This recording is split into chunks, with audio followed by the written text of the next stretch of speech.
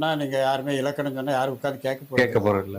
வேம்பா தான் நினைப்பேன். ஆனாலும் மனுஷன் விடல. சொல்லி சொல்லி சொல்லி பேசி பேசி அந்த 15 ஆண்டு அந்த தொண்டப்பட்ட பாடு. இன்னைக்கு அடுத்து அவர் என்ன சொல்ல போறாருன்னா, இங்க இருக்கிற ஒரு பின்னாடி உட்கார்ந்து இருக்கிற ஒரு புரியும். தொண்டன் பேசுறான். அந்த அளவுக்கு அவரை என்ன சொல்றது, உள்வாங்கி உள்வாங்கி உள்வாங்கி, அதனால அதுக்கு அந்த காலமெல்லாம் மலையேறி போச்சு. வந்தோமா நேரம் போய் சிஎம் சீட்ல உட்கார்ந்ததெல்லாம் அது போச்சு.